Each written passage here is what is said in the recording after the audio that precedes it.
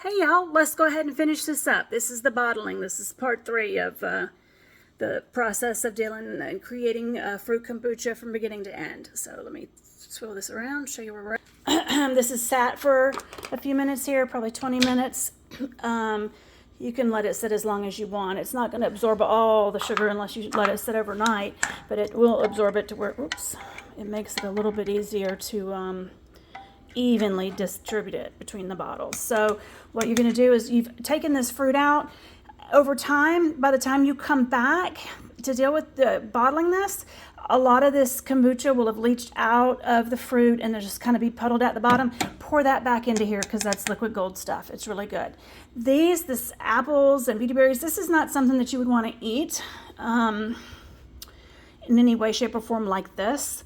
I have taken this type of thing, apples at the time, added sugar, a little bit of flour, a little bit of cinnamon, and put it into like a homemade apple pie. Delicious. You cannot tell the difference between, fresh apple pie and kombucha apple pie. But if you want to eat it straight like that, it is a bit yeasty and it does leach a lot of the flavor from it, which is great because it goes here. It goes into your drink, but it's not so good as far as eating this fruit. So like I've said before, I take this outside, I put it in the tree line, and from that day on, for the next 3 days, anytime I go out there, I see that animals have been eating it. Lizards in particular just love it. So if it's good for humans, I can only assume it's got to be good for little guys out there too. So what I do with the bottling, I think I said before, I do 2 of the 32-ounce bottles, the Grolsch bottles with the vacuum lid, well, pressure lids, where you do this and it forces the air down, helps to force the CO2 down into the liquid as it forms. I label it green apple, GR, hibiscus, and BB for beautyberry, H for hibiscus, and then the date, 9/12. How far you feel this is going to depend on how much you have left at the time, because I start with the 5 12-ounce bottles. I fill them up. I'll show you that level. But what I end up with being left with is you want to come to about this level here. So you can fill it all the way up here, but you're going to lose some of it when you are ready to open it later. Even if it's cold from the refrigerator and had been in there for several days, you're always going to have a bit of fizz. I'll teach you how to open them next when they're ready to minimize the fizz loss, the loss due to fizz. So, but you're probably going to have enough to get like right here. If it's kind of below that level, you can add a little bit of filtered water if you want, or tap water that's sat for a while. But you want it to be about here. It just gets the best flavor, really. You can go lower, and it's not a problem. But I don't know. I don't know if it's in my head or what. But if I go lower than this line and leave it sitting out overnight, say I've drank a cup of it and I leave it sitting out overnight like that, it seems to taste a bit yeasty to me. So once you start drinking it, leave it in the fridge if you can. But to me, the perfect level to fill it at is right here. So there's like 2 humps. Like 1, 2, you want to do it right in between them, right there. And then with these bottles here, which I do these a little bit differently because I like to share them with people, I kind of have a little label maker. Everything I get on Amazon, good God, I should have stock in that company. A little label maker, D23, something like that. I can look it up later. If you're interested, ask me in the comments. And then I come up with a cute name. I said Grappleberry because it's like green apple, beautyberry. I didn't mention the hibiscus. I don't always put everything on these labels. And then the date. So 9/13/2024. So the next stage is you've got, I like these silicone ones. The problem is they tend to go closed, and as you're ladling it, nothing comes out. You kind of have to hold it with one hand like this and ladle with the other. So I hold it with my left hand, ladle with my right, and then it'll fill right up. And you want to fill it, you want to stop right about halfway up the neck. So I'm going to pause, do that, and then show you the next step. So if I can, I'll try to bottle all 5 before stopping, but sometimes this will get clogged and you'll have to stop. You can dump it in the plate, but you'll also get strings of yeast and stuff, a little slimy, totally normal. You can see it there. That's just the bacteria and yeast, the colonies that are forming, because it's alive, guys, it's alive.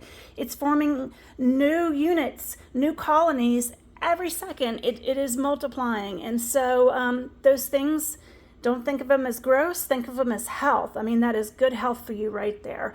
As you bottle it, You can see how far I filled it up. You need some room. You do need some room for it to form a head, for it to have the foam like a beer. Like beer forms a head. Beer has foam when you pop it.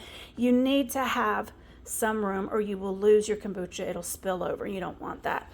So you can stop as you're bottling and rinse that out. You want to start with a wet cheesecloth. You just cut a piece and you want to make it wet, because if you don't rinse it first before you use it, it's harder for the liquid to get through. So you just fill that up, leave a little bit of room, and then you go on next to the bottle capping, which is really easy. I'm not going to be able to show you because I don't have a way to hold my phone, but you put that on. This is the tool that you use. It's upside down. You put it on like this. You put one hand on each side of the handle. You don't really press down, you just hold it firm, and then you push those handles down and it just sticks that thing right on. So let me do that real quick. And here you go, the finished product. It looks so good, it tastes so good. This is really, so the 32-ounce one, once that's filled up and ready, I sit that in the Florida room in the summer and early fall, because I'm here in Florida. Of course, you wouldn't do that once it gets cold, but as long as it's 75 to 80 outside, you can do that in the Florida room. So this would sit out there for 3 days where it's warm, and then I would bring it in and sit it on the counter till I'm ready to use it, and then put it in the fridge for a minimum of 3 hours before you open it, because it will be so super fizzy. This is a little bit different because this needs to stay inside. You cannot really put it on the porch because they will explode. I've lost 3 exploding like bombs, because just in the first 2 days it gets so much fizz in there. So put these on your counter, throw a rag or a towel over them to keep them dark. They are pretty dark with the bottle being brown anyway, but I always err on the side of caution, so I put a towel over them too. Or I put them in the corner. Actually, most of the time I just put them in the corner beside the fridge where it gets natural shadow. If you don't have a place to keep it shaded, you can add the towel for an extra protection. But this one, it's ready, so it's going to be in 2 days on the counter of a normal temperature house that's about 72 degrees or so. In 2 days, you can gently, carefully open the lid. I'll show you how to do that even while it's warm, and drink that and it'll be fizzy.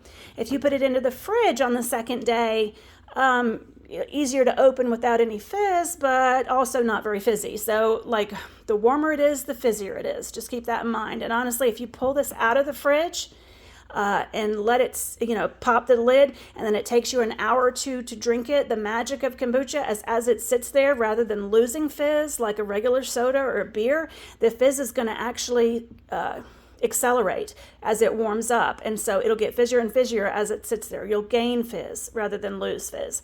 So I'm going to have this on the counter for 2 days. Day 2, sometimes I'll drink it warm, just carefully removing the lid, and then other times I'll pop it in the fridge for an hour or so first, but usually I'll leave it on the counter for 3 to 4 days and then put it in the fridge for a minimum of 3 to 4 hours before opening it, and it is perfect. And this right here, I tried some of it.